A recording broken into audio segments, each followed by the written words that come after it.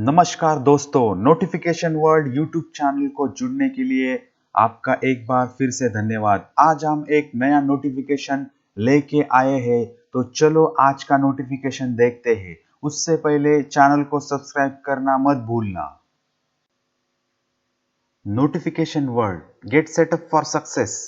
ये channel student, teacher, businessman, job seeker और parent के लिए है।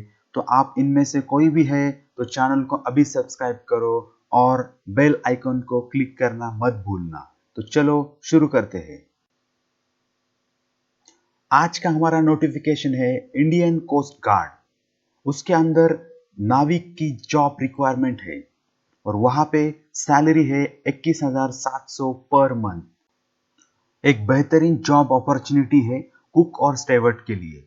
इंडियन कोस्ट गार्ड एक गवर्नमेंट सर्विस है और वहाँ पे सैलरी और अदर बेनिफिट्स, एजुकेशन क्वालिफिकेशन क्या है और वहाँ पे प्रोसीजर कैसे होने वाला है एग्जाम का, ये सब कुछ हम आगे देखने वाले हैं, तो जुड़े रहिए। उससे पहले दो एप्लीकेशन है वो ऑनलाइन होने वाला है, फिलअप करना है आपको और उसका डेट है 30 नवंबर से 7 दिसंबर तक। तो आखिरी डेट है 7 दिसंबर, ध्यान में रखो। यहाँ पर टोटल पोस्ट है 50। उसके अंदर अनरिजर्व और जनरल कैटेगरी के लिए है 20 पोस्ट, ईडब्ल्यूएस के लिए है 5 पोस्ट, ओबीसी के लिए है 14 पोस्ट, एसटी कैटेगरी के लिए है 3 पोस्ट एंड एससी कैटेगरी के लिए है 8 पोस्ट। तो ये टोटल 50 पोस्ट है in this job of Indian coast guard.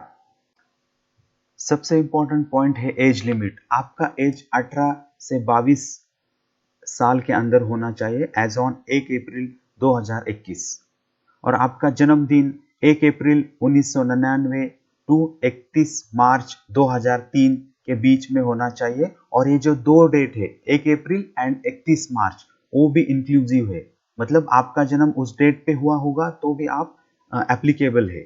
और अपर एज रिलैक्सेशन 5 इयर्स का रहेगा एससी एंड एसटी के लिए एंड 3 इयर्स का रहेगा ओबीसी कैंडिडेट के लिए। अभी एजुकेशन क्वालिफिकेशन क्या रहेगा आपका, उसके बारे में चर्चा करते हैं। आपका 10th class with 50 marks in aggregate from the board of education, जो सेंट्रल और स्टेट गवर्नमेंट में रिकॉग्नाइज है। और जो 5% रिलैक्सेशन है in above minimum cut off will be given to SC and ST candidate के लिए, ये एक बात आपको ध्यान रखना है। और आपका आउटस्टैंडिंग स्पोर्ट पर्सन होंगे ऑफ नेशनल लेवल पे who have obtained first, second and third position in any field of sport event at the Open National Championship, Interstate National Championship, वो भी आपके लिए 5% का रिलैक्सेशन उनके लिए है। तो ये बात आपको ध्यान रखना है। उसके बाद सबसे इंपॉर्टेंट है जॉब रिक्वायरमेंट क्या है। जॉब रिक्वायरमेंट है कुक एंड स्टेवर्ड के लिए। कुक के अंदर क्या करना पड़ेगा आपको, आपको प्रिपेयर करना पड़ेगा food as per the menu. उसके अंदर आपको वेजिटेरियन एंड नॉन वेजिटेरियन दोनों भी आपको चीज़ें हैंडल करना पड़ेगी। और दूसरा एक चीज़ है वो राशन है, उसका अकाउंटिंग भी आपको देखना है ये पोस्ट के अंदर। तो उसके बावजूद आपको कोई ड्यूटीज भी दी जाएंगी फॉर रनिंग ऑर्गेनाइजेशन इफेक्टिवली और इफिशिएंटली। और स्टेवर्ड के लिए you have to work as a waiter, food serve करना पड़ेगा आपको ऑफिसर्स मेस में एज अ वेटर, हाउसकीपिंग भी करना पड़ेगा, मेंटेनेंस भी होगा and accounting of funds, wine and store handling, preparation of menu, ये सब चीजें आपको स्टेवर्ड के अंदर आपको आने वाली है। तो ये बात आपको ध्यान में रखना है। जॉब रिक्वायरमेंट क्या है। सब कैंडिडेट के मन में एक सवाल आता है पे, पर्क्स एंड बेनिफिट क्या रहेंगे। तो यहाँ पे जो बेनिफिट है, जो सैलरी आपको रहेगी, स्टार्टिंग बेसिक पे रहेगा आपको 21,700 रुपए पर मंथ। ओके। और आपको डीए मिलेगा, डियरनेस अलाउंस मिलेगा, other allowances based on nature of duty वो भी आपको मिलने वाले हैं। पे आपका पोस्टिंग कहाँ पे उसके अकॉर्डिंग भी आपको होने वाला है। दूसरा एक चीज है प्रमोशन। आपका promotion prospect exit up to the rank of प्रधान अधिकारी। तो प्रधान अधिकारी है उनका पे स्केल रहता है 47,600 रुपीज। तो यहाँ तक आपका प्रमोशन होता है और अदर डीए भी आपको मिलेगा। तो ये बात सबसे इंपॉर्टेंट है, आपका प्रमोशन क्या, प्रधान अधिकारी के लेवल तक आपका प्रमोशन हो सकता है। उसके साथ भी अदर क्या बेनिफिट रहेंगे, आपका फ्री रेशन रहेगा, क्लोथिंग रहेगा एज पर रूल, मेडिकल जो ट्रीटमेंट है वो आपको और आपके फैमिली के लिए भी रहेगी और पेरेंट्स के लिए भी रहेगी, और गवर्नमेंट का एकोमोडेशन रहेगा आपको और आपके फैमिली के लिए भी, और उसका कुछ नॉमिनल फी रहेगा। उसके बाद 45 डेज का आपका अर्न लीव लगेगा, और उसके बाद 8 डेज का कैजुअल लीव्स भी आपको एवरी ईयर मिलने वाला है। Live with travel concession LTC for self and family को भी मिलने वाला है, पेरेंट्स को भी as per the government rule.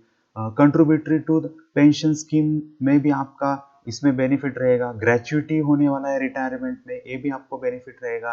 Canteen and various loan facility भी आपको रहेगी। उसके बाद ECHS medical facility for after post retirement वो भी आपको मिलने वाली है। तो ये बहुत सारी अच्छी फैसिलिटीज है जो आपके सैलरी के साथ आपको मिलने वाली है। अब हम देखते हैं सिलेक्शन प्रोसीजर के बारे में। तो जो आपका ऑनलाइन एप्लीकेशन है वो सेंटर वाइज सॉर्ट आउट होने वाला है, और अर्ली जनवरी 2021 में आपका एग्जामिनेशन रहेगा, टेस्ट।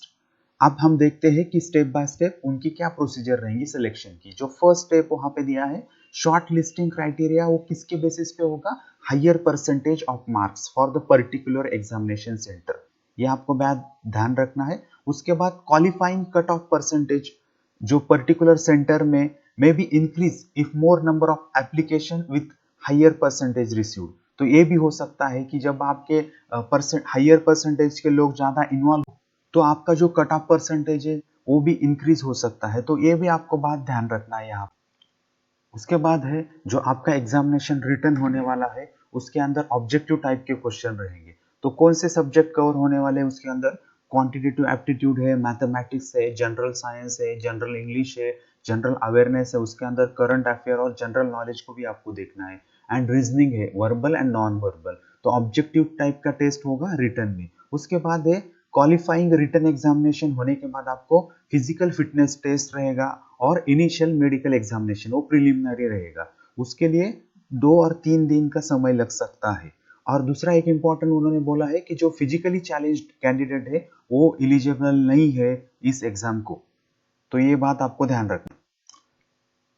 उसके बाद है फिजिकल फिटनेस टेस्ट। आप जब रिटन एग्जाम में क्वालिफाई होंगे तो उसके बाद आपका फिजिकल फिटनेस टेस्ट कंडक्ट किया जाएगा। उन्होंने एडवाइस किया है आपके पास शूज, टी शर्ट और ट्राउजर होना चाहिए इस टेस्ट के लिए। तो इस टेस्ट के अंदर क्या होने वाला है, तो आपको 1.6 किलोमीटर रन करना है, कंप्लीटेड इन 7 मिनट में करना है। उसके बाद आपको 20 स्क्वाट अप्स करना है, उठक बैठक आपको 20 करना है, और 10 पुशअप करना है। अभी उन्होंने एक बोला है कि ये जो फिजिकल फिटनेस टेस्ट है आपको आपके ओन रिस्क के ऊपर करना है। ओके, तो candidate undergo physical fitness test will do so at their own risk, और फिजिकली चैलेंज कैंडिडेट अलाउड नहीं है। उसके बाद सबसे इंपॉर्टेंट पॉइंट है आपका जो रिटन एग्जामिनेशन और जो फिजिकल फिटनेस टेस्ट है प्रिलिमिनरी, उसमें जो short listed candidate for medically examination एक रेशो में सेलेक्ट किए जाएंगे, और जो वो रेशो रहेगा वो इंडियन कोस्ट गार्ड की तरफ से डिसाइड किया जाएगा। तो उन्होंने क्लियरली बोला है जो declaration of fit in initial medical examination does not indicate selection of candidate for final medical at training academy. तो आपका प्रिलिमिनरी में फिट करके आप हुए हैं प्रिलिमिनरी फिटनेस टेस्ट में, तो इसका मतलब नहीं है आप फाइनल मेडिकल जो टेस्ट होगा ट्रेनिंग सेंटर के ऊपर वहां पे भी आप सिलेक्शन के लिए अप्लाई रहेंगे। ओके, उसके बाद सबसे इंपॉर्टेंट पॉइंट है जो सेलेक्ट लिस्ट बनने वाली है वो अगेंस्ट वैकेंसीज। ओके, जो क्वालिफाई हुए हैं कैंडिडेट उसके अकॉर्डिंग वो सेलेक्ट लिस्ट बनने वाली है, वो जोन वाइज सेलेक्ट लिस्ट होने वाली है, वो सेंटर वाइज नहीं होने वाली, ये बात आपको ध्यान में रखना है। और जो सेलेक्ट लिस्ट है कैंडिडेट उनका जो लिस्ट वेबसाइट के ऊपर उन्होंने दिया है, जो joinIndianCoastGuard.gov.in, उसके ऊपर मंथ ऑफ मार्च में 2021 ईयर में वो आपको डिस्प्ले हो जाएगा। अभी सबसे इंपॉर्टेंट पॉइंट है लिस्ट ऑफ डॉक्यूमेंट।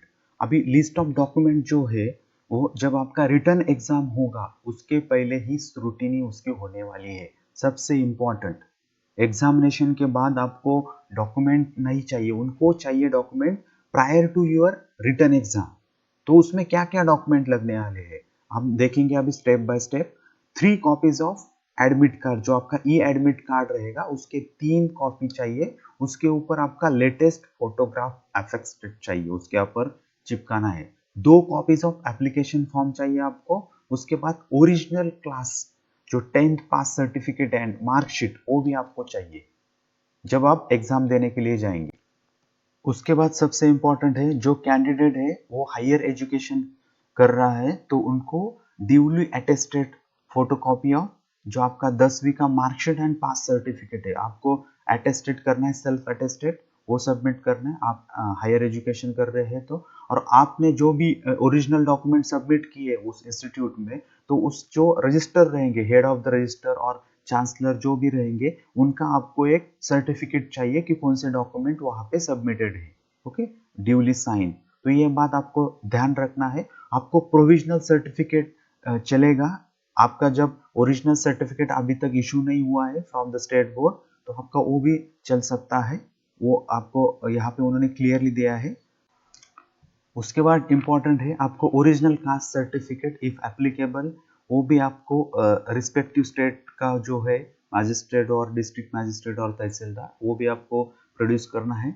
उसके बाद है ओरिजिनल कास्ट और income certificate for the EWS जो कैंडिडेट रहेंगे उनके लिए भी आपको डॉक्यूमेंट लगने वाला है। तो ये सबसे इम्पोर्टेंट बात ध्यान रखना है। अभी तक सब्सक्राइब नहीं किया तो सब्सक्राइब करो। चलो आगे देखते हैं। उसके बाद सबसे इम्पोर्टेंट डॉक्यूमेंट है आपको permanent address and domicile of the candidate, वो भी आपको चाहिए, वो पर्टिकुलर स्टेट का। इफ आप असम के रहेंगे तो आपका वहाँ पे जो पीआरसी रहता है वो इशूड बाय गवर्नमेंट, वो आप वहाँ पे दिखा सकते हैं। उसके बाद इम्पोर्टेंट है आपको कोई भी जो आइडेंटिटी आपका है, प्रूफ ऑफ आइडेंटिटी, वो भी आपको दिखाना है, जैसे कि ड्राइविंग लाइसेंस है, आधार कार्ड है, पासपोर्ट है, पैन कार्ड है, स्कूल कॉलेज आईडी है, वो भी आप वहाँ पे दिखा सकते हैं। आपका इसके अलावा जो है, जो रिजर्व कैटेगरी के कैंडिडेट है वो अवेल करना चाहते हैं एज और percentage relaxation either with current and permanent address of online application should be the same as the address mention in the caste and category certificate. Okay, और income certificate for EWS candidate. Okay, तो और दूसरा एक चीज है जो OBC candidate है, the further in case of OBC the category certificate should not be more than 3 financial years, ये भी उन्होंने दिया है। वो 3 फाइनेंशियल ईयर्स ओल्ड नहीं होना चाहिए। For such case renew fresh certificate to be produce shall be in the original as per the government of India, जो उनका फॉर्मेट रहेगा वो। उसके बाद सबसे इम्पोर्टेंट है आपको 10 कलर जो पासपोर्ट साइज फोटोग्राफ है वो चाहिए और बैकग्राउंड उसका ब्लू कलर का चाहिए। उसके बाद है आपके जो भी डॉक्यूमेंट है वो date of issue of all document has to be 7 December 2020। और कोई डॉक्यूमेंट एक्सपायर हो गया है तो आपको जो ओल्ड डॉक्यूमेंट वहाँ पे दिखाना पड़ेगा, और जो रिन्यू के लिए आपने जो अप्लाई किया है उसका भी आप कॉपीज सर्टिफिकेट वहाँ पे दिखा सकते हैं। दूसरी एक चीज़ इम्पोर्टेंट है, जो भी कैंडिडेट उनके पास जो अभी हमने डॉक्यूमेंट देखे वो नहीं है तो आप रिटर्न एग्जाम में अपीयर नहीं हो सकते, ये बात आपको ध्यान रखना है। और वेरिफिकेशन के बाद आपके जो भी एजुकेशनल सर्टिफिकेट है वो आपको रिटर्न दिए जाएंगे। ओके, तो ये सबसे इम्पोर्टेंट है, बात आपको ध्यान रखना है। उसके बाद जो मेडिकल स्टैंडर्ड क्या रहेंगे, मेडिकल एग्जामिनेशन होगा, वो कंडक्ट होगा मिलिट्री के जो डॉक्टर्स रहेंगे उनके थ्रू वो कंडक्ट होने वाला है। उन्होंने सब रूल्स रेगुलेशन दिए। आपका मिनिमम हाइट है वो 157 सेंटीमीटर होना चाहिए। Okay, reduction in height for the candidate from the hilly area and tribal areas will be accordance with the central government, वो भी एक्सेप्ट करने वाले हैं। ओके, रिडक्शन इन हाइट वो बात आपको ध्यान रखना। चेस्ट है वो आपका शुड बी वेल प्रोपोर्शनेट होना चाहिए। मिनिमम एक्सपांशन 5 सेंटीमीटर का है। जो वेट है वो प्रोपोर्शनेट टू हाइट होना चाहिए। एंड जो एंड एज प्लस 10% एक्सेप्टेबल है। और जो हेयरिंग है वो नॉर्मल होना चाहिए। उसके बाद इम्पॉर्टेंट है जो आपका candidate are advise to get their ears clean, आपको वैक्स करना है, वो भी आपको ध्यान रखना है। आपका जो विजुअल स्टैंडर्ड है वो आपको बेटर होना चाहिए, वहाँ पे उन्होंने दिया है। और आपका टैटू नहीं होना चाहिए। If you are from tribal areas है अदर एरिया से, तो वहाँ पे वो accepted as per the government norms, तो टैटू आपको नहीं होना चाहिए। वो आपको केयरफुली आपको वहाँ पे नोटिफिकेशन में दिया है, वो आप एक बार पढ़ लीजिए। ओके, चैनल को अभी तक नहीं सब्सक्राइब किया होगा तो जरूर सब्सक्राइब करो। सबसे इम्पोर्टेंट है कि आपको एडवर्टाइज जो है यहाँ पे मैंने लिंक मेंशन किया है और डिस्क्रिप्शन बॉक्स में भी उसका लिंक एड्रेस दे दूंगा, वो आपको केयरफुली पढ़ना है बिफोर अप्लाइंग। तो ये आप सबसे इम्पोर्टेंट है, ये आप केयरफुली पढ़ो। अभी सबसे इम्पोर्टेंट तो है, आपको ये वीडियो कैसा लगा? अच्छा लगा तो लाइक शेयर और सब्सक्राइब जरूर करना। और कुछ आपको वहाँ पे लग रहा है इम्प्रूवमेंट चाहिए तो उसके लिए कमेंट तो आपको जरूर करना पड़ेगा। तो आपका साथ रहेगा तो हम अच्छे से इस जो नोटिफिकेशन वर्ल्ड चैनल को ग्रो करेंगे। इसको सब्सक्राइब करने के लिए फिर से एक बार धन्यवाद, और हमारे चैनल को जुड़े रहिए और इसको शेयर करिए और लोगों के साथ।